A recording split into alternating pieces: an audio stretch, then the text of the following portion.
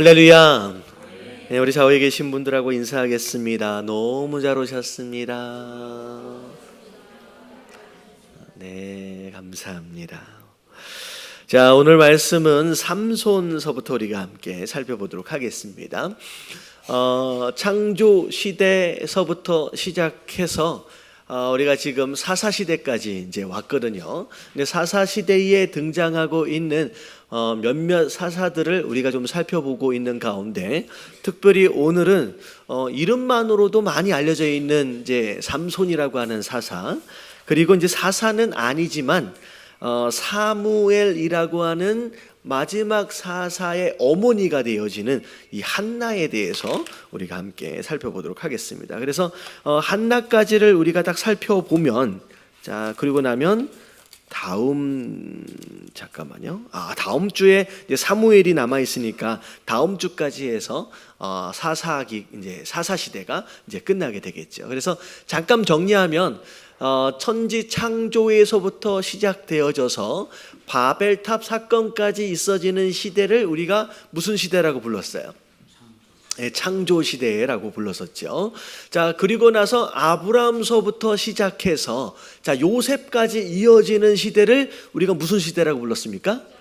족장 시대라고 불렀습니다.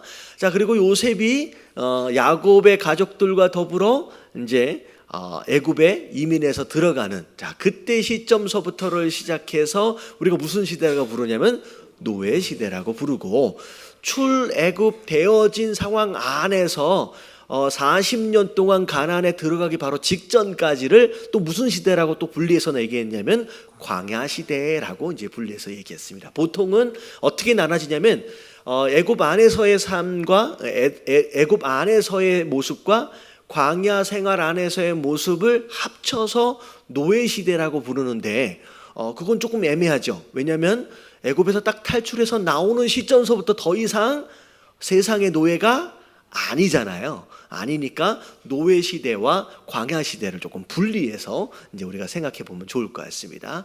자, 그리고 나서 모세가 죽고, 일대 사사 누구예요? 모세 다음에 사사?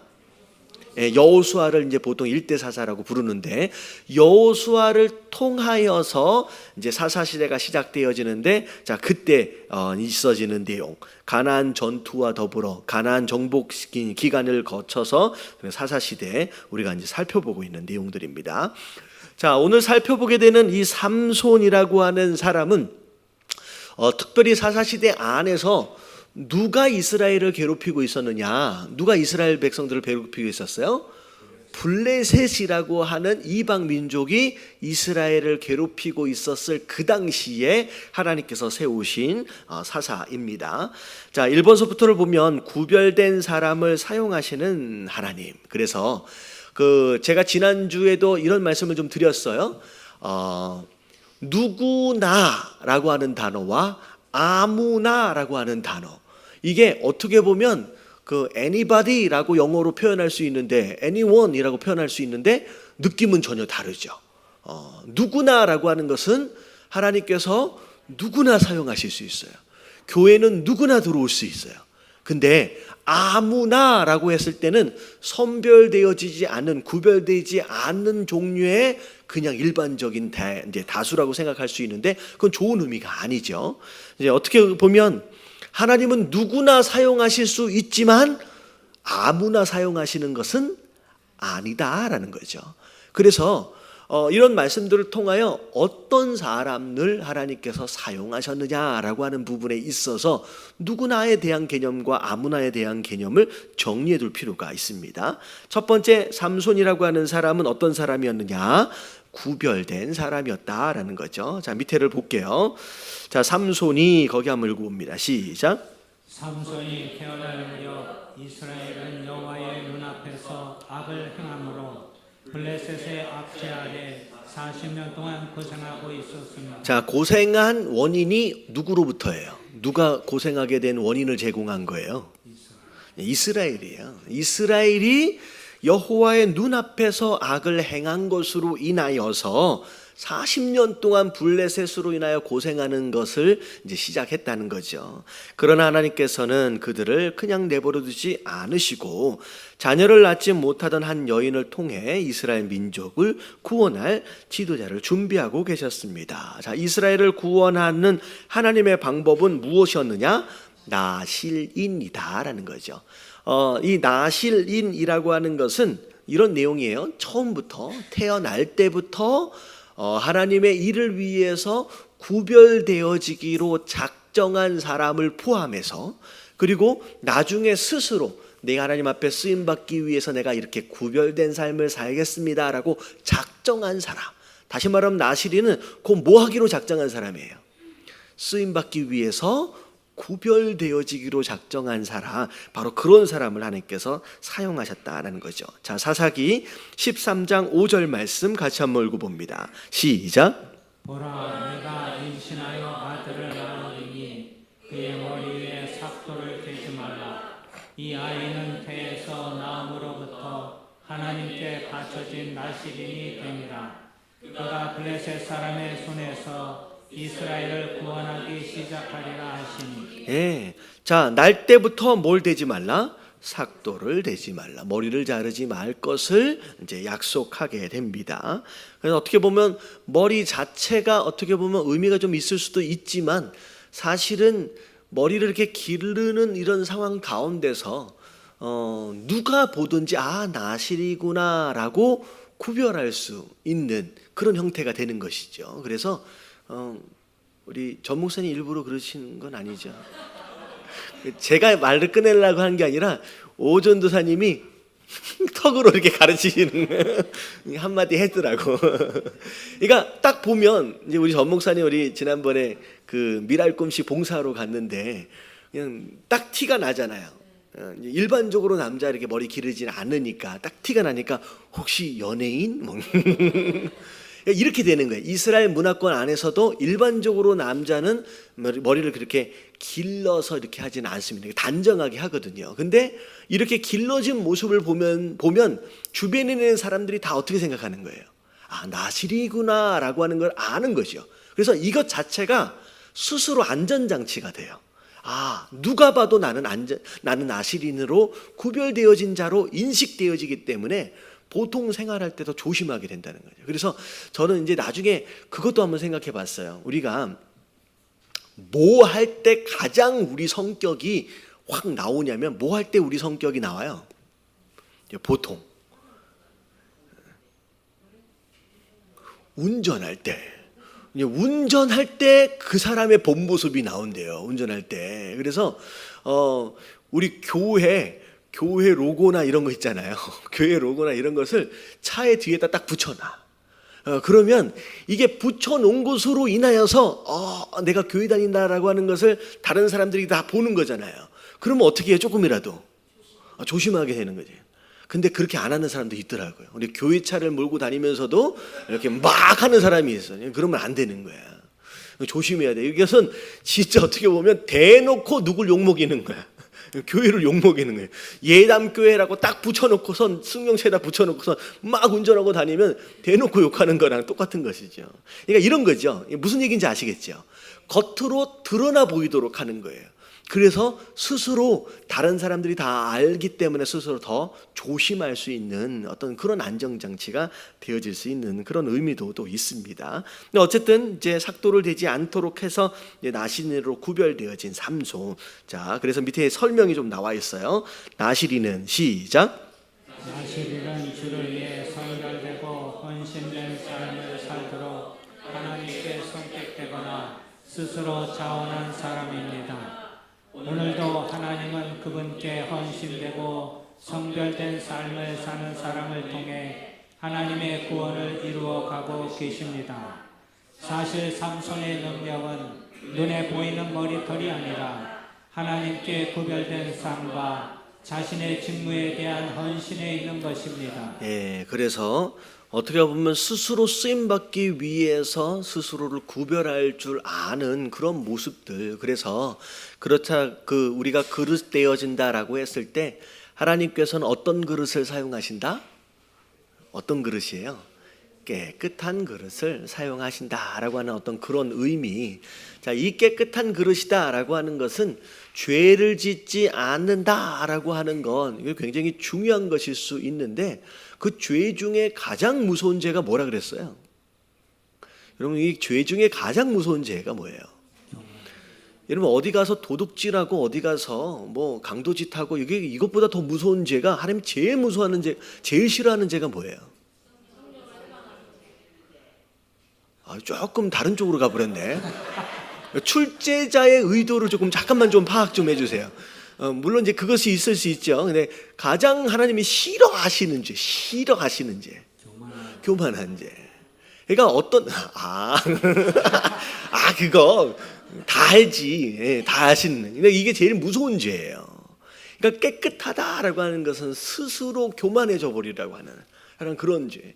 이게 사실은 오히려 어떤 사람 안에 잘 들어올 수 있느냐, 신앙생활을 열심히 하려고 하는 그런 부류의 사람들 안에서 저지를 수 있는 무서운 죄일 수 있다라는 거죠. 그래서 내가 하나님 앞에 더 열심히 나아가려고 하는 그 노력들과 더불어 내가 이것으로 인하여 이것 자체가 내 의가 되어져 버리지 않도록, 이게 교만함이 되지 않도록 스스로 경계할 필요가 있다라는 거죠.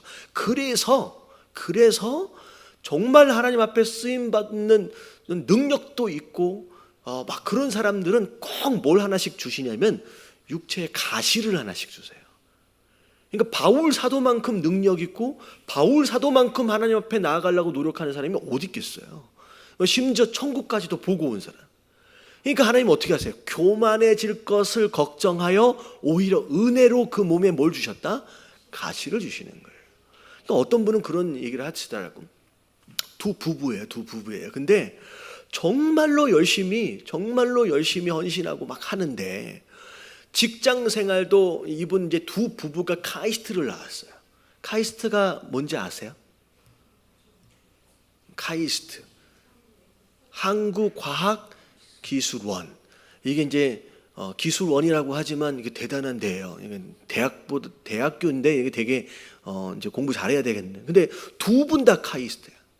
근데 정말로 교회 안에서도 헌신되어지고 두 분 다 남성교회장, 여성교회장 진짜 열심히 해요. 새벽 예배 빠지지 않고 정말. 근데 그 정말 누가 봐도 부러움을 살 만한 그런 부부인데 아들내미 하나가 망난이야. 그래서 그 아들내미 때문에 너무 마음이 아픈 거예요. 근데 그 두 부부가 하는 얘기가 뭐냐면, 만약에 그 아들마저도 정말로 온전하고 진짜 착하다라고 한다면 어떻게 될 것 같다는 거예요? 교만해질 것 같다는 거예요. 그래서 그 스스로 고백하더라고요.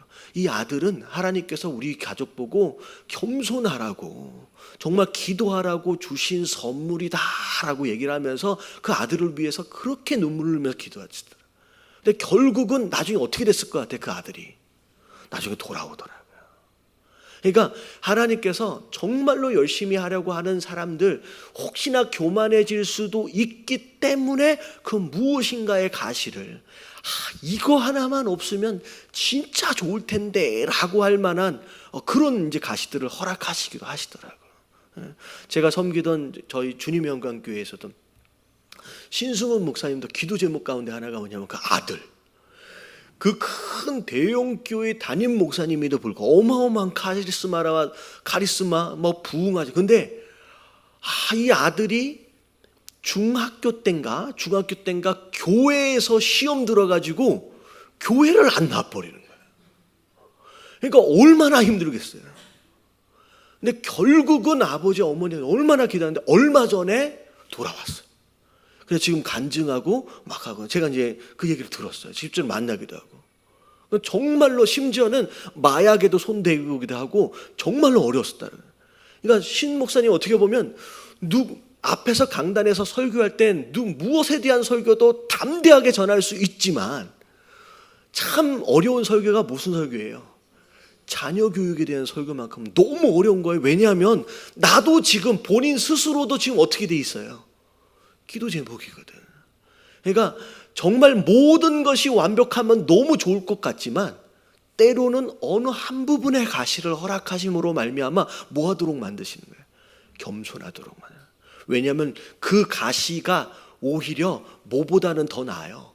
교만해져서 쓰러져 버리는 것보다는 더 낫기 때문에 주시는 가시들이 있다는 거죠. 그래서 하나님 깨끗한 자를 사용하신다라고 했을 때 우리가 죄 짓지 않는 것만을 생각하는 게 아니라 무엇에 대한 죄도 생각해야 돼요.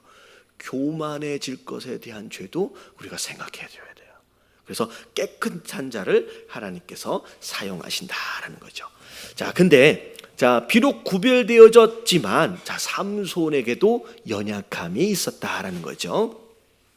자, 2번을 보니까 과신에 넘어진 삼손 스스로 누굴 믿었어요?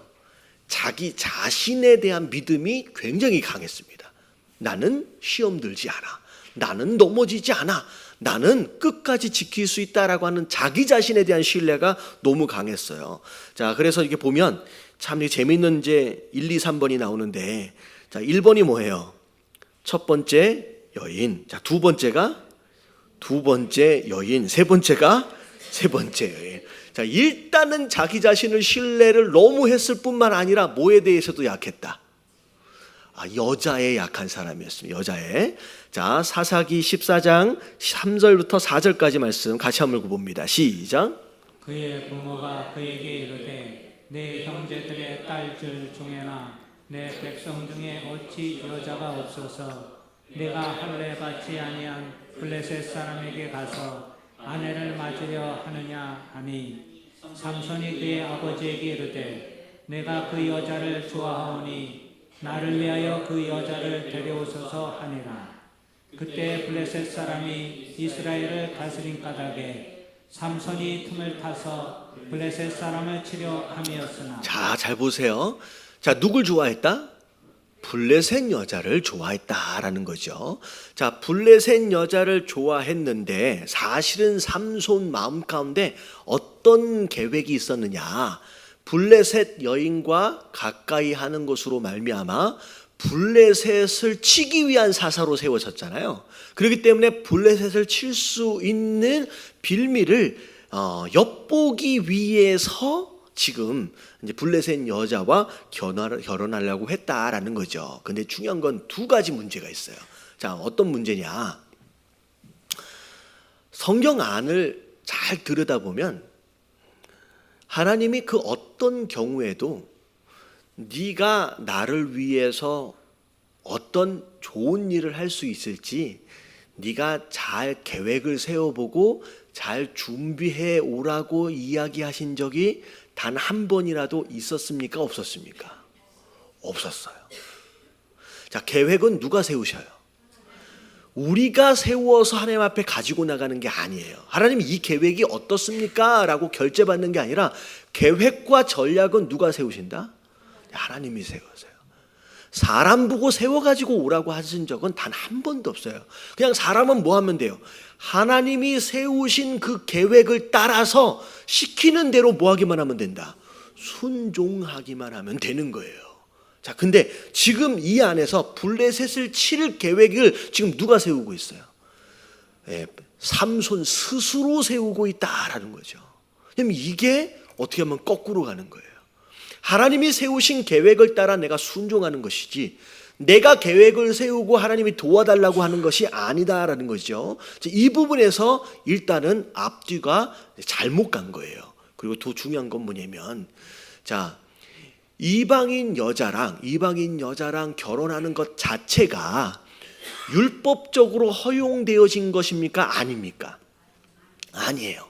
일단은 날 때부터 나실인으로 구별되어졌을 뿐만 아니라 일반 유대인들도, 일반 이스라엘 사람들도 허용되어지지 않는 율법 밖의 일을 스스로 계획을 세움에 있어서 허용시켜버리는 것 자체가 문제가 있다는 거죠.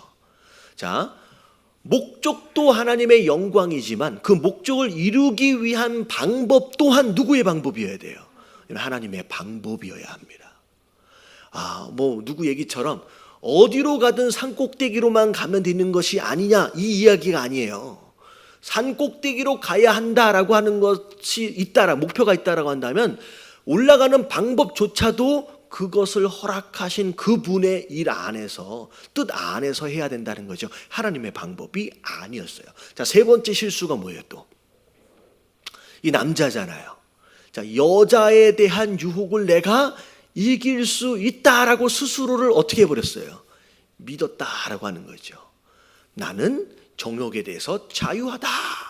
그 어떤 유혹이 와도 나는 이겨낼 수 있다라고 스스로 신뢰해버리는 이런 모습들. 여러분, 그래서 한국 속담에 그런 속담이 있어요. 근묵자흑. 무슨 뜻이에요?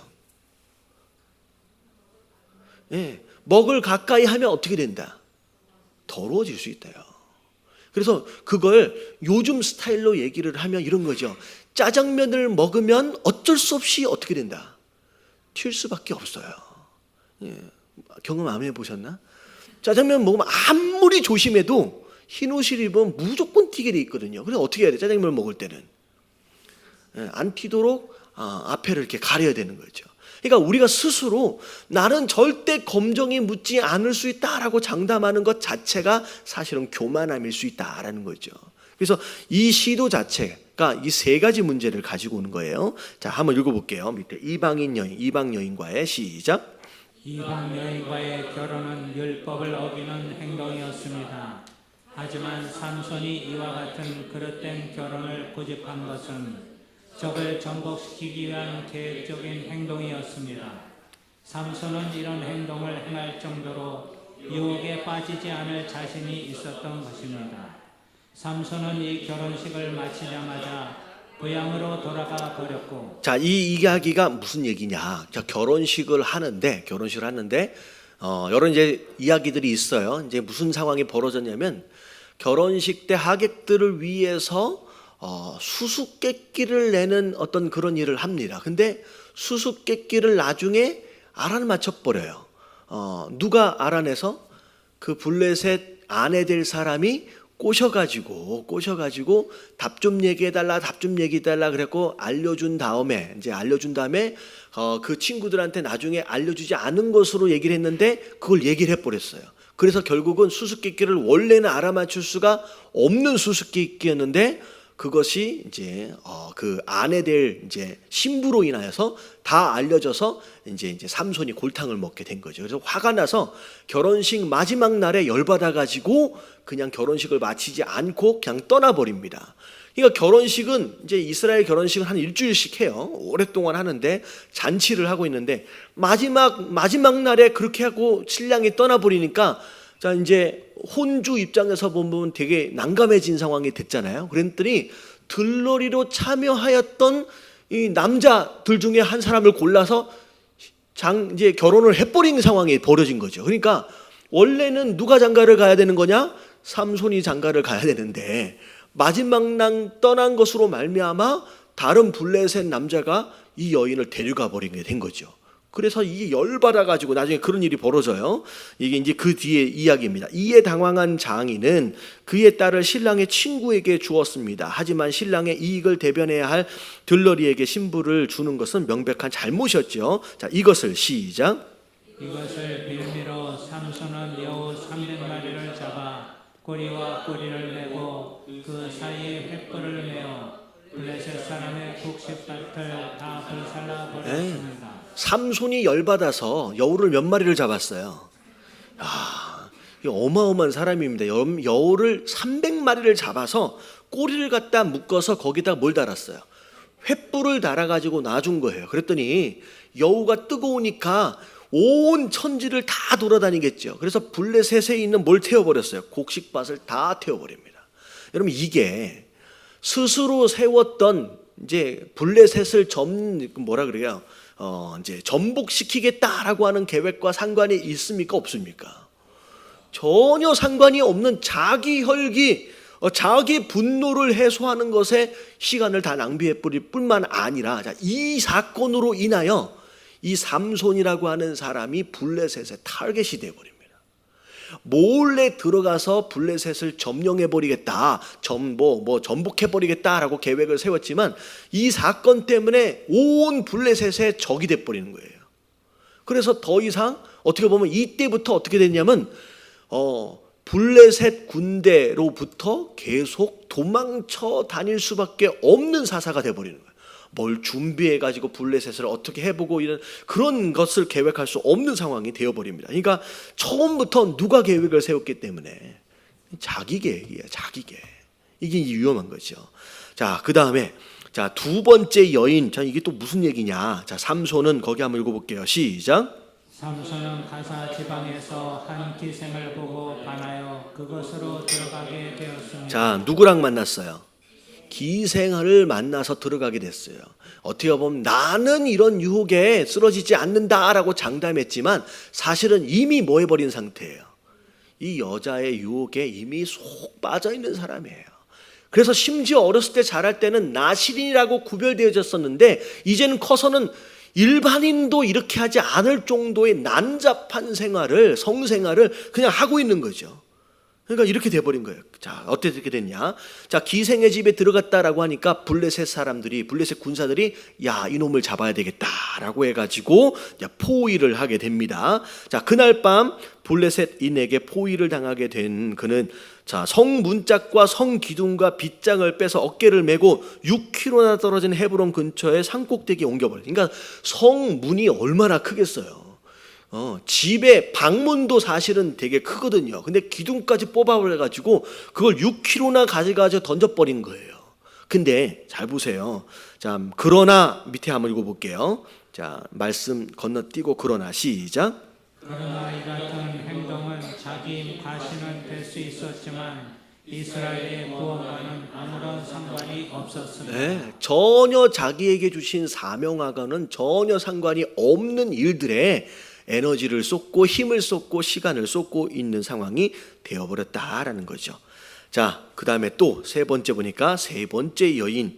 자, 우리가 이제 잘 알고 있는 이름이죠. 자, 삼손은 바로 들릴라라는 또 다른 이방 여인을 사랑하게 되었습니다. 그리고 이 여인의 유혹에 넘어가 결국은 어떻게 됐어요?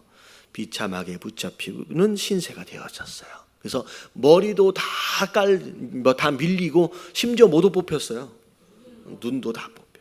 그래서 사사기 16장 21절 다 같이 한번 읽어볼게요. 시작. 블레셋 사람들이 그를 붙잡아 그의 눈을 빼고 끌고 가사에 내려가 노줄로 매고 그에게 옥에서 맷돌을 돌리게 하였더라. 눈까지 뽑히고 머리털도 밀리고 어떻게 보면 짐승처럼 옥에서 맷돌을 돌려야 되는 상황들이 되었다라는 거죠. 자, 결국은 이상에서 발견할 수 있는 삼손의 약점은 무엇이었습니까? 자, 어떤 죄? 첫 번째가 성적인 죄. 두 번째, 그리고 삼손을 파멸하게 된 가장 큰 이유는 무엇이었습니까? 과신. 근데 사실은 성적인 죄도 마찬가지고 과신도 마찬가지고 결과적으로 볼 때에 이 삼손의 치명적인 약점, 어떻게 보면 죄는 교만함이에요. 교만함. 스스로를 믿었기 때문에 성적인 죄로 그냥 빠져가게 된 거고요. 교만하기 때문에 자기를 믿음 있다라고 생각을 하는 거지. 나는 더러워지지 않는다. 나는 쓰러지지 않는다라고 하는 거예요. 자, 삼손은 성적인 죄에 대해 약점을 가지고 있었습니다. 그러면서도 자기가 스스로 조절할 수 있다는 과신 때문에 계속 그 같은 유혹에 스스로를 내놓고 있었던 것입니다라고. 자, 그래서 자, 이번은 이제 삼손의 연약함이에요. 결국은 이것 때문에 정말로 더 아름답게 쓰임 받을 수 있었음에도 불구하고 안타까운 이제 상황이 되었죠. 자, 하지만 이제 3번 보면 이제 마지막에 삼손이 뭐 했어요? 이제 회개했어요. 자, 삼손은 가장 수치스러운 순간에 자신의 죄를 회개하고 하나님의 은혜를 구합니다. 자, 사사기 16장 28절 같이 한번 읽어볼게요. 시작. 삼손이 여호와께 부르짖어 이르되 주 여호와여 구하옵나니 나를 생각하옵소서. 하나님이여 구하옵나니 이번만 나를 강하게 하사 나의 두 눈을 뺀 블레셋 사람에게 원수를 단번에 갚게 하옵소서 하고. 자, 그래서 삼손이 블레셋 사람들에게 사로잡힌 가운데 감옥에서 이제 맷돌을 돌리는 짐승 같은 생활을 했잖아요. 이제 블레셋에서 굉장히 큰 행사가 있었습니다. 마치 이스라엘에서의 뭐 이제 유월절과 같이 그들의 신을 섬기는 굉장히 큰 명절이 있었던 거예요. 그래서 큰 광장에서 많은 블레셋 사람들이 모여 있고, 어떻게 보면 왕을 비롯해서 블레셋 정치, 경제, 군사 이 모든 것을 끌어가는 대부분의 리더십들이 다 광장에 모여 있는 상황 가운데서 이 삼손을 조롱거리로 삼기 위해서 그 광장 안으로 끌어낸 거예요. 그래가지고 삼손을 이제 조롱거리로 만들고 있는데, 그 가운데서 삼손이 이제 기도합니다. 하나님, 마지막으로 기회 한번 달라고.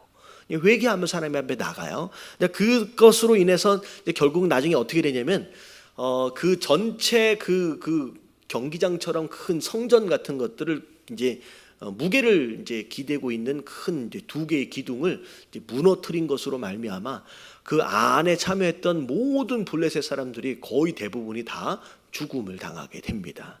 결국은 그때 하나님께서 이 기도에 응답하심으로 말미암아 마지막으로 삼손에게 힘을 주시는, 결국은 삼손의 회개의 기도에 하나님께서 마지막으로 응답하시는 내용이죠. 자, 그래서 1번을 보면 삼손의 가장 위대한 승리는 언제 일어나게 되었습니까? 자, 사사기 16장 30절 시작.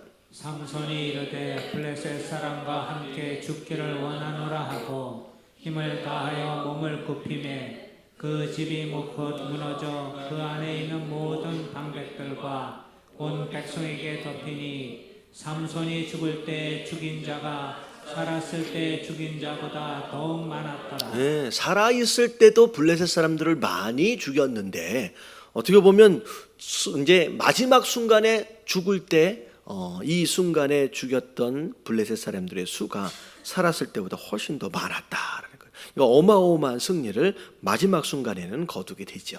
자, 삼손이 진심으로 회개할 때, 그가 죽기로 결심했을 때 가장 위대한 승리가 일어났습니다.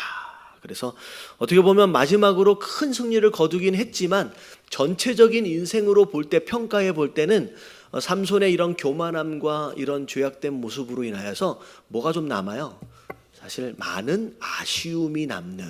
그래서 조금 더 나실인 되어진 자로서 겸손하게 더 구별되어질 수 있었다라고 한다면 어떻게 보면 굉장히 더 오랫동안 사사로서 쓰임받을 수 있고 더 크게 승리를 거둘 수 있었을 텐데 라고 하는 그런 아쉬움이 남는 거죠. 그래서 이런 모습들을 보면서 우리가 좀 알아야 될 게 뭐냐면, 우리가 조금만 더 겸손하고 우리가 조금만 더 거룩하면, 깨끗하면 어떻게 될 수 있어요? 지금보다 더 하나님 앞에 아름답게 또 끝까지 쓰임받을 수 있다라고 하는 거죠. 그래서 우리가 이제 이런 부분 쓰임받기 위해서 우리가 조금 더 조심해야 될 게 뭐냐라고 하는 것을 분별할 필요가 있습니다. 자, 2번을 보니까, 자, 삼손이 죽고 나자 그 식구들은 어떤 일을 하고 있었어요? 어떤 일을 하고 있습니까? 밑으로 보니까 사사기 16장 31절 같이 한번 읽어볼게요. 시작. 그의 형제와 아버지의 온 집이 다 내려가서 그의 시체를 가지고 올라가서 소라와 에스다올 사이 그의 아버지 마노아의 장자에 장사하니라. 삼손이 이스라엘의 사사로 20년 동안 지냈더라. 자, 어떻게 보면 삼손의 이 마지막 승리를 거두기 전까지만 해도 이스라엘은 블레셋의 지배를 받고 있는 상황이었잖아요. 이제 삼손과 더불어 이제 많은 블레셋 사람들이 죽었어요. 근데 이 삼손의 시체를 가족들이 가서 가지고 올 수 있었다라고 하는 것은 그건 뭘 의미하느냐? 이제 블레셋 자체가 더 이상 건재하지 못하는 상황이 되어버렸다는 거죠.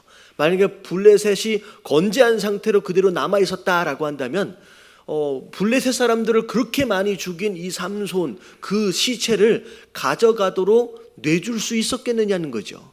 그냥 가족들이 되어서 가져갈 수 있었다라고 하는 것은 블레셋 자체가 이 사건 이후로 한동안 이제 뭐 어떤 상태예요? 마비 상태가, 무정권 상태가 한동안 있을 수밖에 없는 상황이 되어집니다. 왜냐하면 그 성전이라 그럴까요? 그 성전 안에 뭐 가장 중요한 사람들은 다 모였어요. 근데 거기서 다 죽어버렸잖아요. 그러니까 이제 무정부 상태가 몇 년 동안 이어지게 됩니다. 자, 밑에 설명을 좀 읽어볼게요. 다 같이 시작. 블레셋에게 있어 최고의 원수였던 삼손의 시체를 가져왔다는 것은 삼손의 승리로 말미암아 블레셋의 통치가 끝나고 이스라엘이 자유를 누릴 수 있게 된 것을 보여주는 것입니다. 회개한 삼손은 사사로서의 임무를 완수할 수 있었습니다.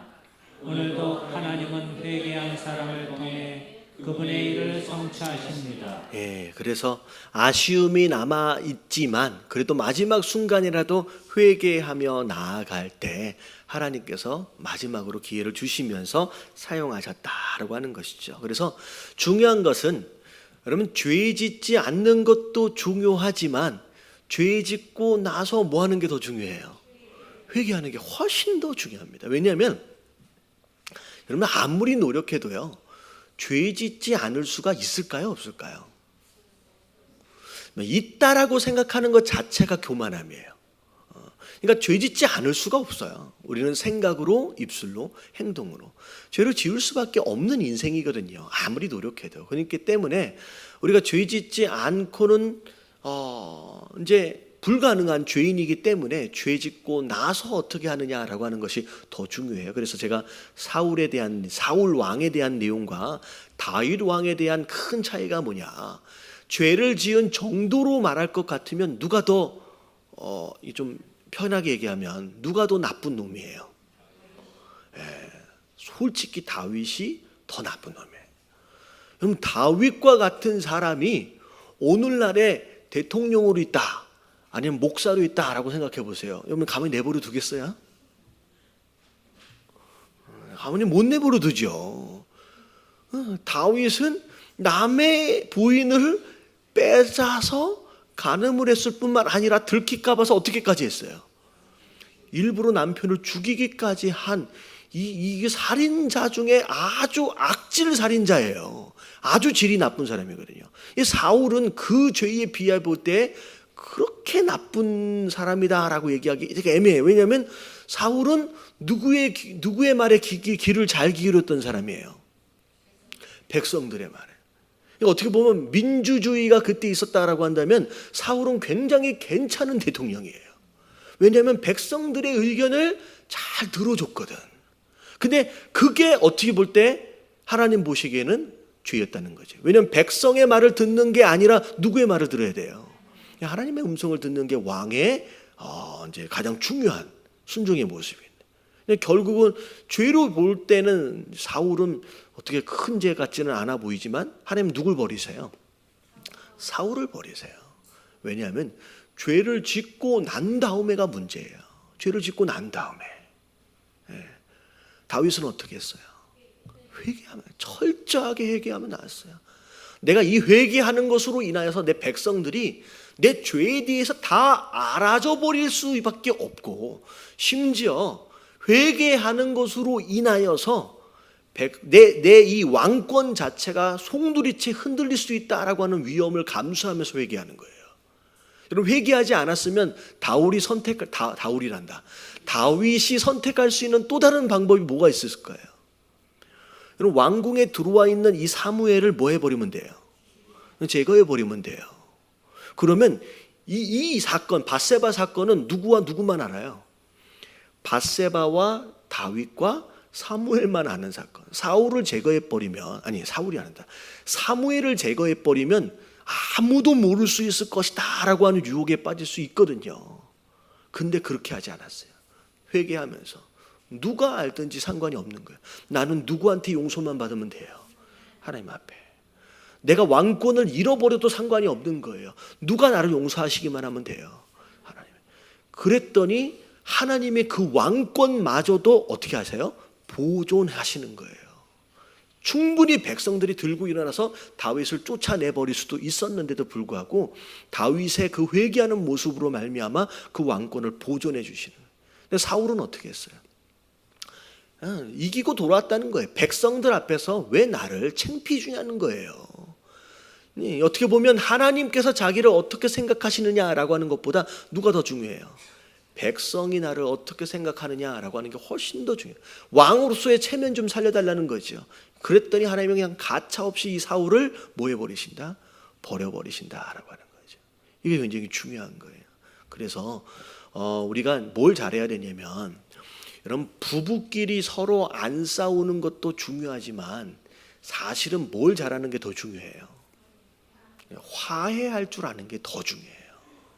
화해할 줄 아는 거예요. 그래서 제가 지난번에 이 말씀을 전할 때 우리 이제 제임스 목사님한테 이렇게 물어봤어요. 두 부부가 너무 이렇게 알콩달콩 너무 잘 사셔가지고 혹시 두 부부가 잘 안 싸우세요? 그랬더니 물어봤더니 맨날 싸운대. 맨날 싸운대. 근데 뭘 잘하세요? 화해를 그렇게 잘해요. 그러니까 100번 잘 싸워도 100번 싸워도 100번 뭐 해버리면 돼요? 화해해버리면 괜찮아요. 근데 한 번 싸웠는데 그 한 번 화해를 못하면 어떻게 돼요? 그것으로 끝나는 거예요. 여러분, 하나님도 마찬가지예요. 100번 죄를 지어도 100번 뭘 잘하면 돼요? 회개를 잘하면 괜찮아지는 거예요. 회복할 수 있는 기회를 얻는 거예요. 근데 한 번 죄를 지어도 그 한 번 회개를 못하면 어떻게 된다? 사울처럼 영원히 버림을 받는다라고 하는 거죠. 그래서 거룩하다라고 하는 것은 오히려 죄를 정말로 짓지 않는 깨끗한 상태를 말하기보다는 뭘 잘하는 상태라고 얘기할 수 있느냐면, 지을 때마다 회개를 잘한다라고 하는 것으로 여러분 해석해도 좋을 것 같습니다. 뭘 잘해야 된다? 화해를 잘하고 회개를 잘해야 돼요. 여러분, 깨달아지시길 주님의 이름으로 축원합니다. 옆에 혹시 부부가 같이 앉아 계시면 옆에 얘기 좀 해주세요. 화해를 잘해야 됩니다. 시작. 그게 너무 중요해요. 화해를 잘해야 돼요. 화해를. 자, 여기까지 해서 우리 삼손에 대한 이야기를 마쳤습니다. 자, 그 다음 내용을 볼게요. 자, 이제 은혜를 구한 한나의 기도. 자, 한나가 누굴 낳았어요? 사무엘을 낳았어요. 사무엘. 여러분, 선지자들 가운데 그리고 대제사장 가운데 그 누구도 뭐 비교 대상이 없죠. 가장 탁월하고 정말 하나님 앞에 가장 아름답게 쓰임받았던 사람이 누구였느냐? 그냥 무조건 사무엘이에요. 사무엘만큼 사사로 쓰임받은 사람이 없고요. 사무엘만큼 위대하게 쓰임받은 제사장이 없을 정도로 진짜 잘한 사람이었거든요. 근데 이 사무엘이 어떻게 태어났느냐라고 하는 걸 우리가 알 필요가 있어요. 자, 누가 등장합니까? 곤고한 여인 한나. 자, 밑에 한번 읽어볼게요. 시작. 한나는 참으로 공고한 여인입니다. 아이를 못 낳는 데다가 그것을 약점 삼아 괴롭히는 잔인한 둘째 부인이 있었기 때문입니다. 그러나 무엇보다 그녀의 마음을 괴롭게 하는 것은 잉태치 못하는 것을 하나님께 버림받은 증거로 간주하는 당대의 분위기였습니다. 이게 보면 뭐 둘째 부인이 있었잖아요. 근데 이제 우리가 좀 알아야 될 게 뭐냐면, 이제 이스라엘 같은 경우에는 이제 일부 다처제처럼의 이런 이제 가족 형태들이 이제 많이 이제 등장을 합니다. 근데 첫 번째 부인이 있고 뭐 둘째, 셋째, 넷째 뭐 이렇게 있을 수 있는데, 여러분, 이제 우리가 이제 가정적 이런 상황들을 문화적으로 보면 사실 둘째 부인이 첫 번째 부인에게 수모를 줄 수 있는 형태의 구조가 아니에요. 어떻게 보면 첫 번째 부인의 허락하에 두 번째 부인이 들어올 수가 있어요. 그래서 두 번째 부인이 아무리 뭐 아들을 막 낳아놓고 한다라고 할지라도 첫 번째 부인을 향하여서 수모를 준다, 이런 일들은 사실 이스라엘의 전통으로 볼 때 있을 수가 없는 상황입니다.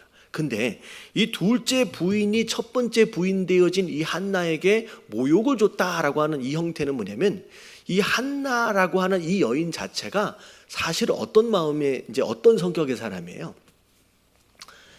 근데 그 소문을 그냥 받아주는 형태의 사람입니다. 그러니까 원래는 위계 질서가 이렇게 되지 않아요. 원래는 첫 번째 부인이 두 번째 부인을 쫓아낼 수도 있어요. 그런데 이걸 받아줬다라고 하는 것은 가정의 평화를 위해서 자기가 다 감내를 하는 굉장히 착한 여인의 모습을 그냥 반영하고 있다라고 생각하시면 되며, 무슨 얘기인지 아시겠죠? 그냥 서로 뭐 아들을 낳니 뭐 해가지고 서로 막 질투하고 이런 형태가 아니라 이제 확실하게 이제 구조적으로 이게 질서가 있는 형태의 일부 다처제라는 거죠. 근데 이제 어떻게 보면 이 한나라고 하는 여인 자체가 마음이 착한 여인이에요. 그냥 둘째가 그렇다라고 할지라도 그걸 자기의 이제 곤고함으로 그냥 자기가 이제 받아들이는 이런 착한 여인의 마음을 가진 사람입니다. 근데 자, 일단은 자녀를 갖지 못하는 것으로 말미암아 둘째 부인 때문에 마음이 너무 힘든 상태죠. 자, 그리고 더군다나 또 문제가 뭐냐면 자녀를 갖지 못하는 것 자체가 이제 한국과는 조금 차이가 좀 있어요. 물론 이제 남아서서 선호 사상이 한국 문화권 안에는 이제 일반적으로 있는데 이 당시에는 무조건 여인은 아들을 낳아야 돼요. 왜냐하면 여인의 후손으로 누가 오기로 돼 있어요? 메시아가. 그럼 무조건 아들을 낳아야 돼요. 근데 아들을 못 낳는다라고 하는 것은 문화적으로 하나님 앞에 어떻게 된 자다? 버림을 받은 자다라고 하는 일반적인 당대의 분위기가 있었다라는 거죠. 자, 한나가 이 같은 곤고함 앞에서 자, 누구에게 나아갔어요? 하나님 앞에 나아갑니다. 자, 그게 이제 사무엘상 1장 10절부터 이제 11절까지 내용이에요. 시작. 한나가 마음이 괴로워서 여호와께 기도하고 통곡하며 서원하여 이르되 만군의 여호와여, 만일 주의 여종의 고통을 돌보시고 나를 기억하사 주의 여종을 잊지 아니하시고 주의 여종에게 아들을 주시면 내가 그의 평생에 그를 여호와께 드리고 삭도를 그의 머리에 대지 아니하겠나이다. 예, 뭘 약속한 거예요? 삭도를 대지 않는다라고 하는 것은 사무엘 또한 삼손처럼 어떤 자예요? 나실인인 거예요. 나신으로 구별하겠다라고 약속을 하게 됩니다. 자, 한나는 이 같은 슬픔으로 인해 낙심하지 않고 도리어 그것을 하나님께 더 간절히 기도하는 계기로 삼았고, 그리고 하나님께 버림받은 삶이 아니라 하나님을 위해 헌신할 수 있는 삶이 되기를 간구하고 있습니다. 여기까지 좀 보면서 우리가 이런 생각을 해요. 저는 아이를 낳는 게 되게 쉬운 것이라고 생각을 했어요. 쉬운 것이라고. 왜냐하면 제 첫째가 이제 에밀리인데 지금 거의 13살이잖아요. 근데 얘가 허니문 베이비예요. 그러니까 그냥 결혼하고 나서 그냥 바로 가져버린 거예요. 그러니까 결혼하면 그냥 애가 생기는 거보다라고 생각을 했어요. 그러니까 아이를 갖는 거에 대해서 어렵다라고 생각해 본 적이 없거든요. 근데 이 첫째 아이를 키우는데 얘가 유별나게 어렸을 때 많이 울었어요. 그래서 거의 100일 3, 4개월 될 때까지 너무 많이 울어가지고 아픈 것도 없는데도 너무 많이 울었어요. 그래가지고 정말 힘들었거든요. 그래서 둘째는 힘들어서 못 낳겠다라는 생각에 한 1년, 2년 정도는 안 낳으려고 애를 썼어요. 안 낳으려고. 근데 그래도 하나는 더 있어야지라고 하는 마음에 가지려고 했는데 안 가져지더라고요. 그게 10년을 노력했는데 안 가져지더라고요. 그러다가 제가 이제 한국에 나오게 되면서 딱 하나님께서 이제 허락하신 게 브랜든이에요. 그래서 이제 둘 나이 차이가 10년이 된 게 제가 의도적으로 그렇게 텀을 길게 잡은 게 아니라 아무리 노력해도 안 가져지더라고요. 이게 내 마음대로 되는 게 아니에요. 너무 감사하게 우리 교회에 아이 갖기를 너무 힘들어하셨던 부부들이 우리 교회 나오고서부터 아이를 이렇게 덜커덩 갖는 그런 상황들이 많이 벌어진다고 얘기를 들었어요. 제가 그걸 위해서 특별하게 기도하고 있는 건 아니거든요. 그래가지고 이게 하나님께서 우리 교회에게 특별하게 주시는. 그래서 제가 영아부가 원래 브랜드는 하나밖에 없었는데 지금 10명이 넘어요. 하도 순풍순풍 나아가지고. 그래서 제가 이제 주변에 다니다가 전도할 때 아이 못 갖는 부부 있으면 우리 교회 오라고. 그럼 하나님 주신다고 그렇게 얘기도 하고 하는데, 저는 이 이야기를 이제 보면서 어떻게 보면 어떤 누구에겐가는 그냥 쉽게 주실 수 있는 자녀임에도 불구하고 왜 누구에겐가는, 특별히 한나 같은 이런 경우에 왜 누구에겐가는 이렇게 오랫동안 기다리도록 하시고 이 오랫동안 이렇게 어려움을 겪도록 하셨겠느냐라는 거예요. 이제 누구나는 아닐 거예요. 누구나는 아닐 거예요. 근데 여러분, 이 한나가 나아서 기르게 될 사람이 누구예요 지금? 사무엘이에요. 물론 하나님께서 사무엘에게 사명을 주시고 이 사무엘을 길러 가시는 분이 하나님이시지만 사무엘이 자기가 스스로 크는 게 아니에요. 누구의 기도? 엄마의 기도예요. 그러니까 자녀들이 그냥 아무렇게나 크는 게 아니에요. 특별히 하나님께서 쓰시기 원하시는 누군가는 특별히 누구의 기도가 더 필요해요? 어머니의 기도가 더 필요한 거예요. 그래서 이 어머니, 기도하는 어머니만이 이 사무엘을 길러낼 수 있는 거예요. 그냥 아무나 이런 위인을 키우는 게 아니에요. 그래서 많은 사람들이 그 위인들이 나올 때마다 어머니가 누구냐라고 하는 것을 한 번쯤 생각해 보는 이유가 뭐냐면 스스로 크는 게 아니에요. 특별히 하나님 앞에 쓰임받은 대부분의 많은 사람들은 숨겨진 누구의 기도가 있다? 어머니의 기도가 있는 거예요. 그래서 특별히 그 기도하는 어머니여야만 이 사무엘, 이 어마어마한 위대한 사람을 만들어낼 수 있기 때문에 그렇게 세워가는 거다라고 하는 것이죠. 그래서 우리 가정 안에서 자녀를 세워감에 있어서 물론 아버지의 기도도 중요하지만 아버지는 기도를 잘 안 해요. 죄송한 내용이지만 기도는 누가 제일 많이 해요? 어머니가 기도를 많이 해요. 뱃속에서부터. 그게 다르거든요. 이게 어머니의 기도가 필요하기 때문에 하나님께서 의도적으로 이렇게 만들어 가시는 것이 아니겠느냐라는 생각도 해보게 됩니다.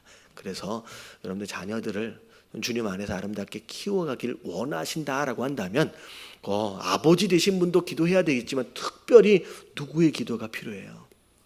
어머니의 기도가 필요하다라고 하는 거, 이런 깨달아지시길 주님의 이름으로 축원합니다. 너무 중요해요. 그래서 결국은 한나, 기도하는 어머니가 기도하는 아들을 낳는 거예요. 그래서 사무엘이 말했던 내용들 가운데 유명한 내용이 있어요. 내가 하루라도 한시라도 내가 기도를 멈추면, 그걸 뭐라고 해요? 기도를 멈추는 죄를 지으면 뭐가 난 입에서 모르는 내용이에요. 가시가 돋친다라는 얘기까지로 하는 거예요. 그러니까 기도하는 아들 결국 누가 낳은 거예요? 기도하는 어머니가 낳은 거예요. 기른 거예요. 여러분 자녀를 그렇게 키워야 돼요. 자, 한편 한나가 심정을 토로하는 간절한 기도를 드릴 때 엘리 대제사장은 오해로 인해 다음과 같은 책망을 합니다. 자, 사무엘상 1장 14절 다 같이 시작. 엘리가 그에게 이르되 네가 언제까지 취하여 있겠느냐 포도주를 끊으라 하니 심지어 뭐에 취해 있는 것처럼 기도했다? 예, 술에 취해 있는 것처럼. 그래서 입은 막 움직이는데 소리가 안 나요. 이게 지금 술 취해 가지고 이제 뭐 한다 그래요? 이게 주정을 하고 있는 것이구나라고 생각할 정도로 이제 엘리 제사장이 그렇게 할 정도로 그렇게 기도했다는 거죠. 결국은 얼마나 간절히 기도했느냐라고 하는 것이 묻어나오는 장면입니다. 자, 근데 이제 보통 사람은 곤고한 자의 사정을 멸시하거나 듣기 싫어합니다. 그러나 하나님은 결코 그렇지 않습니다. 이게 이제 어떻게 보면 엘리 제사장이 마치 곤고한 자의 기도를 싫어한 것처럼 좀 써져 있는데 사실 이렇게 가면 안 되고요. 이렇게 가셔야 돼요. 이게 어떻게 정리를 해야 되냐면 누가 봐서든 술 취한 모습처럼 기도했다라고 하는 것은 이 한나가 얼마나 하나님 앞에 간절히 기도했느냐라고 하는 것을 알 수 있는 대목이고, 엘리 제사장이 한나의 기도를 오해할 수밖에 없었다라고 하는 이 내용은 물론 엘리 제사장의 부족함도 있었지만 엘리 제사장이 오해한 것으로 말미암아 한나가 무엇을 위해서 기도하고 있는지를 누가 알게 됐어요? 엘리가 알게 된 거예요. 잘 생각해 보세요. 만약에 술 취한 것처럼 오해하지 않았으면 그냥 지나가다가 연간일이 기도하겠고 이 기도하는 여인인가 보다 지나쳤을 거예요. 근데 그걸 오해하도록 일부러 하나님 만드셨어요. 그래서 이 한나가 무엇을 위해서 기도하고 있는지를 알게끔 엘리로 하여금 알게끔 하셨어요. 여러분 이게 되게 중요한 게 뭐냐면 이 당시 엘리는 바른 대제사장이었어요? 잘못된 대제사장이었어요? 올바르지 못한 대제사장이었어요. 왜냐하면 그 엘리와 더불어 그 아들도 이름 혹시 기억나세요? 홈니와 비느하스가 어마어마한 죄를 짓고 있었어요. 심지어 성막 안에서 수종 드는 여인과 더불어 강간하는 일이 어디서 일어나요? 성막 안에서 그런 일이 일어나요. 여러분 이런 일들이 어떻게 일어나요? 근데 그 아들들도 제사장이거든요. 제사장이 그런 악을 이 성막 안에서 하고 있음에도 불구하고 심지어 하나님께 드려진 제물을 누가 먼저 떼가요? 드려지기 전에 그 아들들이 먼저 가져가는 이거 말도 안 되는 일이 일어나는데도 불구하고 엘리가 그 아들들을 혼냅니까? 혼내지 않습니까? 혼내지 않아요. 이건 영적으로 굉장히 침체되어져 있을 시대. 어떻게 보면 엘리 제사장은 하나님 앞에 사실은 온전하지 못한 제사장이었어요. 그럼에도 불구하고 중요한 게 뭐냐면 엘리로 하여금 이 한나의 기도 제목을 알도록 하시고, 자, 그 다음에 엘리가 뭐라 그래요? 나중에 나오는데 엘리가 한나한테 이야기해 줍니다. 누가 들으셨다? 하나님이 들으셨다라고 하는 걸 응답으로 누구의 입을 통하여 전해요? 그 엘리의 입을 통하여 응답을 전합니다. 자, 그때부터 이 한나가 그걸 응답으로 받는 거예요. 그러고 나서 더 이상 울고 불며 해요, 안 해요? 안 해요. 자, 이 엘리로 하여금 오해하도록 만든 이유가 뭐냐면 하나님께서 엘리를 통하여 한나에게 뭘 주시기 위해서? 응답을 주시기 위해서 허락하신 오해예요. 그러니까 엘리 자체가 이 간절하게 기도하는 공고한 자를 막 멸시하고 그런 게 아니라 그것을 이 엘리를 통하여 한나한테 응답을 주시기 위해서요. 왜냐하면 응답 안 주면 어떻게 해야 돼요? 계속 와서 이렇게 힘들게 기도할 거잖아요. 그러니까 그 기도를 이제 응답하시기 위해서 이 상황을 만들어 가신 것이다 라고 생각하시면 되겠습니다. 이해되어지시죠? 그러니까 그렇게 주시는 거예요. 그래서 자 2절을 보니까 이제 결국은 그렇게 하나님께서 응답을 하시는데, 자 2번으로 내려올게요. 자, 한나는 뭘 구하면서 기도했다? 은혜를. 자, 뒤늦게 거기 한번 읽어봅니다. 시작. 뒤늦게 한나의 사정을 알게 된 엘리는 하나님께서 그녀의 구한 것을 허락하시기를 축원하였습니다. 그때 한나는 다음과 같은 말로 대답했습니다. 자, 이르되 당신의 여종이 당신께 뭘 입었다? 은혜를 입었다. 자, 은혜에 대한 설명이 제가 설명했던 거를 이렇게 똑같이 알 수 있는가 싶을 정도로, 자, 은혜란 한번 읽어볼게요. 밑에 시작. 은혜란 받을 자격 없는 자에게 거저 주시는 하나님의 선물을 말하는 것입니다. 제가 이것을 카피한 건 아니에요. 이거 어떻게 이렇게 똑같이 한 글자도 안 틀리고. 자, 그래서 받을 만한 자격이 없는 사람에게 거저 주시는 하나님의 뭐다? 선물이다. 그러므로 한나는 하나님 앞에서 자신이 자녀의 축복을 받은 어떤 자격도 없음을 아뢰면서 동시에 하나님의 선물로 귀한 자녀를 주시기를 간구하고 있는 것입니다. 자, 하나님은 이 같은 한나의 기도를 들으시고 아들을 주셨습니다. 사무엘은 하나님께서 들으셨다라고 하는 하나님께서 들으셨다라고 하는 의미를 갖는 거예요. 그래서 사무엘 하면 엘은 무슨 뜻이 엘? 하나님. 사무가 그냥 무슨 뜻이에요? 들으셨다, 응답하셨다라는 뜻이에요. 그래서 사무엘이라고 하는 그 이름 자체가 하나님의 응답하심을 그대로 이야기하는 것이죠. 자, 그리고 나서 응답을 딱 받고 나서 어떻게 했대요? 자, 원하나이다 하고 가서 먹고 뭐 했대요? 얼굴에 다시는 근심빛이 없더라. 여러분, 이게 믿는 자의 모습이에요. 여러분, 기도하는 사람은요 항상 얼굴이 뭐 할 수밖에 없다? 밝을 수밖에 없어요. 이 하나님의 응답하심으로 인한 감사의 표현이에요. 그러니까 기도를 하면 하나님 반드시 응답하시거든요. 그러면 그것으로 인하여 그냥 감사, 그렇기 때문에 얼굴이 항상 밝을 수밖에 없는 거예요. 이 한나가 그렇게 기도했지만 응답받고 난 뒤에는 어떻게 해요? 얼굴이 환해지는 거예요. 근데 다윗도 사실은 첫 번째 낳은 아들을 사실은 밧세바를 통하여 가진 아들 같은 경우에는 살려달라고 그렇게 애썼잖아요. 기도했잖아요. 근데 하나님이 그 아들은 가져가세요. 데려가세요. 그러고 나서 어떻게 해요? 아들이 죽었다라고 하는 이야기를 딱 듣고 나서 그것 자체를 하나님의 뭐라고 여기느냐? 응답이라고 여기는 거예요. 그러고 나서 어떻게 해요? 오히려 아들이 죽어서 더 슬퍼해야 되는데 이걸 응답으로 여겼던 다윗은 오히려 그때 세수를 딱 하고 밝은 얼굴로 사람들 앞에 나아가는 거예요. 이게 내가 원하는 응답을 얻든 내가 원하던 것이 아니었던 응답을 얻든 기도하는 자는 그것 자체가 하나님의 응답이라고 하는 확신이 있으면요, 그 어떤 응답 안에서도 뭐 할 수 있다? 감사할 수 있고 기뻐할 수 있어요. 그래서 기도하는 자는 무조건 얼굴이 어떻게 해야 돼요? 환해야 돼요. 그게 기도하는 자의 모습이에요. 그게 바로 기도하는 자의 모습. 이게 한나가 바로 그렇게 됐다는 거죠. 자, 밑에 보면 사실 은혜를 구하는 기도는 하나님 보좌를 움직이는 능력의 기도이다. 왜냐하면 그것은 하나님의 성품에 꼭 맞는 기도이기 때문에. 자, 시편 145편 8절 말씀 같이 한번 읽어볼게요. 시작.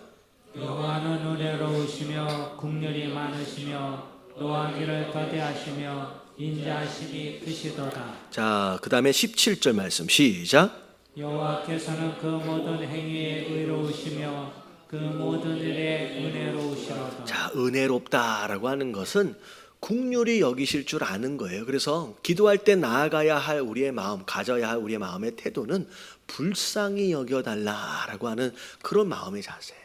이거의 반대말이 뭐냐면, 그러니까 은혜를 구하는 기도의 반대가 뭐냐면 자기 의를 가지고 나가는 기도예요.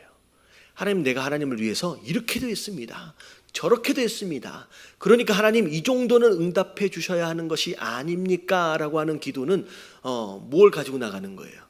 자기 의를 가지고 나가는 기도. 그러니까 이게 은혜를 이제 구하는 기도와 이제 구별되어진다라고 하는 것이죠. 하나님 더 기도하시는 기도는 물론 하나님을 위해서 무엇인가를 했던 열매를 가지고 가는 기도, 그것 자체를 무시하시지는 않으시겠지만 더 기뻐하시는 기도는 어떤 기도다? 은혜를 구하면서 하나님 나를 불쌍히 여겨 주시옵소서라고 하는 기도예요. 자, 은혜를 받았어요. 그래서 응답도 받았어요. 그래서 결국은 이제 사무엘을 낳게 되는데, 자, 은혜를 받은 자가 이제 어떻게 살아야 하느냐라고 하는 뒷얘기예요. 자, 한나는 응답으로 받은 아들 사무엘을 젖된 후에 바로 누구에게 바쳤습니까? 하나님께 바쳤어요. 이러면 하나도 어떻게 보면 자녀가 없었잖아요. 그나마 하나가 생겼는데 이걸 하나님 앞에 드려버리면 어떻게 돼요? 자기는 자녀가 없잖아요. 근데 은혜로 주셨다라고 하는 걸 믿기 때문에 그 하나를 주신 그것마저도 하나님 앞에 그냥 드릴 수 있는 마음이 생기는 거죠. 그래서 자, 사무엘상 1장 24절 같이 한번 읽어볼게요. 시작. 조설된 후에 그를 데리고 올라갈새 수소 3마리와 밀가루 한 에바와 포도주 한 가죽 부대를 가지고 실로 여호와의 집에 나아갔는데 아이가 어리더라. 네, 그 아이를 어떻게 보면 젖대어지는 그 순간 어떻게 보면 가장 이쁘고 귀여울 그때잖아요. 그때인데 그냥 하나님 앞에 드렸다라는 거죠. 하나님 어떻게 보면 누가 주셨어요? 하나님이 주셨기 때문에 내가 스스로 소유권을 주장하지 않겠다라고 하는 결단. 그래서 한나가 아직 품에 안아 키워야 할 아기를 이처럼 온전히 바칠 수 있었던 것은 자, 뭘 알았기 때문에 은혜의 의미를 제대로 깨달았기 때문이다라는 거죠. 그래서 비슷한 개념이 어떤 개념이냐면 아브라함이 이삭을 낳을 때 이삭도 어떻게 주신 거예요? 은혜로 주신 거잖아요. 그러니까 은혜로 주셨기 때문에 은혜로 받은 자의 마음을 하나님께서 확인하기를 원하시는 거예요. 그래서 뭐 하라고 말씀하셨어요? 내게 바쳐라 라고 말씀하셔요. 하나밖에 없는데 바쳐라 라고 말씀하셔요. 근데 바치려고 하나님 앞에 드려버리는 순간 그때 하나님께서 더 큰 은혜를 채우시는 거예요. 그래서 그 예전에 우리 어렸을 때 그런 찬양이 있었어요. 그 기억나세요? 아브라함의 뭐죠? 믿음의 조상 아브라함은 몇 명의 7명의 아들이 있었는데요. 여러분 그 찬양 아세요? 키가 크고 나머지는 작대요. 뭐 이런 주일학교를 잘 나와야 돼. 좋은 데를 어렸을 때 배웠거든요. 근데 저는 되게 이상했어요. 아브라함의 아들이 몇 명이에요? 이삭 한 명이라고 알고 있잖아요. 그 성경을 잘 들여다보면요, 하나님이 이삭 이후에 아들을 많이 낳도록 하십니다. 그러니까 이삭 하나가 아니었어요. 이 하나님 앞에 이건 내 것이 아닙니다. 하나님이 은혜로 주셨기 때문에 내 것이 아닙니다라고 고백하고 드려버리는 순간 그 하나만으로 만족하도록 하시는 게 아니라 나중에 어떻게 하세요? 더 많은 아들들 주세요. 이 하나님이 우리 거를 뺏어 먹으려고 하시는 그런 얌체분이 아니다라는 거죠. 이 한나도 마찬가지예요. 나중에 보면 뒤에 나와요. 한나가 사무엘만 낳는 게 아니에요. 3남 2녀를 낳아요. 나중에 보면 자 그렇게 이제 은혜를 받은 자 결국 하나님 앞에 드리게 됩니다. 자 오른쪽에 가서 자 받을 자격이 없는 거기 한번 읽어볼게요. 시작. 받을 자격 없이 거저 받았으니 하나님을 위해 거저 바치는 것, 이것이 은혜를 진정으로 깨달은 자의 자세입니다. 네, 그 무엇인가에 대하여 내 건데 아깝다라고 하는 마음을 가지고 있는 것은 결국은 내가 아까워하는 그것 자체를 은혜로 주신 것이다라고 아직 깨닫지 못하기 때문이라는 거예요. 그러니까 내게 주신 건강도, 내게 주신 오늘 하루도 하나님의 은혜다라고 생각하면 이 하루를 드리고 내가 건강을 드리고 심지어 물질을 드리는 거에 대해서 아까워할 필요가 없는 거죠.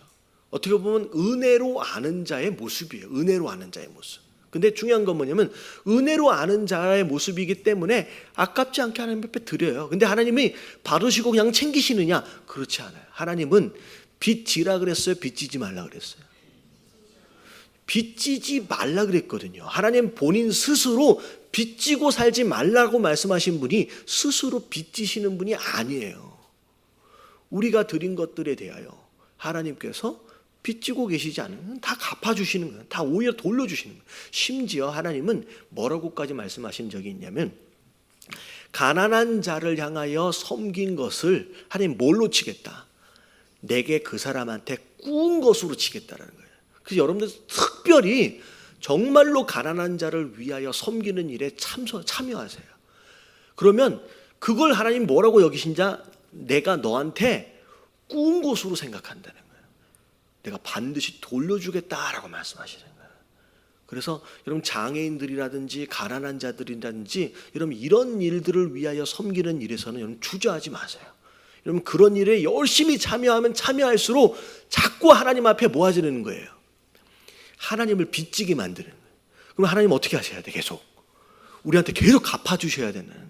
근데 그게 빚쟁이처럼 억울한 마음으로 하나님께서 우리에게 갚아주시느냐? 그게 아니에요. 너무 기쁜 마음으로 막 돌려주시는 거라는 거예요. 그래서 그 찬양 그대로 얘기하면 아브라함은 한 명을 드리려고 했더니만 몇 명이 들어왔어요? 7명이 들어오는 거예요. 여기 어떻게 한나는 사무엘 하나를 드렸더니만 이 3남 2녀를 주시는 거예요. 이런 하나님은 그대로 주시는 게 아니라 덤으로 더 채워주시는 분이다라고 하는 것이죠. 자, 은혜를 입은 사람은 아래와 같은 고백으로 살아가게 된다. 자, 고린도전서 15장 10절 다 같이 한번 읽어볼게요. 시작. 그러나 내가 하나 된 것은 하나님의 은혜로 된 것이니 내게 주신 그의 은혜가 헛되지 아니하여 내가 모든 사도보다 더 많이 수고하였으나 내가 한 것이 아니요 오직 나와 함께 하신 하나님의 은혜로라. 예, 분명히 사울이 땀 흘리며 바울이 땀 흘리며 수고했어요. 근데 수고했지만 그 수고에 대한 영광을 내가 취하지 않아요. 왜냐하면 내가 수고할 수 있는 시간 주신 분도 누구다? 하나님이고 내가 수고할 수 있는 건강 주신 분도 하나님이고 하나님이 다 주셨기 때문이라는 거죠. 내가 어떤 재능이 있다, 내가 어떤 은사가 있다, 재능도 하나님 주신 것이고 은사도 하나님 주신 것이고, 그렇기 때문에 내가 뭘 했다라고 자랑할 만한 게 뭐가 있겠느냐는 거죠. 이게 은혜를 아는 사람의 모습이에요. 하나님을 자랑하는. 자, 하나님은 이처럼 모든 온전한 서원을 갚은 한나에게 풍성한 복을 갚아주셨습니다. 그래서 아까 지금 얘기 나와요. 사무엘상 2장 21절 시작. 여호와께서 한나를 돌보시사 그로 하여금 임신하여 세 아들과 두 딸을 낳게 하셨고 아이 사무엘은 여호와 앞에서 자라니라. 예, 그래서 이 사무엘이 결국 자라가면서 엘리 제사장은 비록 하나님의 음성을 듣지 못하는 타락한 제사장으로 남겨져 있었지만, 심지어 어린 나이의 사무엘은 뭘로 들었어요? 하나님의 음성을 듣는 어린 선지자가 되는 거예요. 어린 선지자가. 그러면서 이 사무엘 때문에 이 이스라엘이 꽃을 피우게 됩니다. 이 사무엘 이 시기에 다윗이 세워지게 되고, 그리고 다윗으로 말미암아 가장 화려하고 가장 이제 왕성했던 강력한 이스라엘이 사울을 통하여 세워지게 되고, 영적으로도 마찬가지예요. 가장 깨끗하고 화려했던 영적 시기를 지금 사무엘이 사사로 있었을 때로 대부분 생각을 하게 될 정도로, 사무엘로 인하여 하나님께서 어마어마한 역사하심을 이루어 가지요. 자, 밑에 마지막 정리할게요. 하나님의 은혜의 법칙은 시작. 하나님의 은혜의 법칙은 자연 법칙보다 위에 있습니다. 우리의 삶이 얼마나 축복되느냐는 그에게 재능이 얼마나 있느냐의 여부가 아니라 그가 얼마나 하나님께 은혜를 받았느냐 하는 데 있습니다. 네. 하나님은 오늘도 하나님 나라를 위해 은혜 구하는 자에게 은혜 주시기를 원하십니다.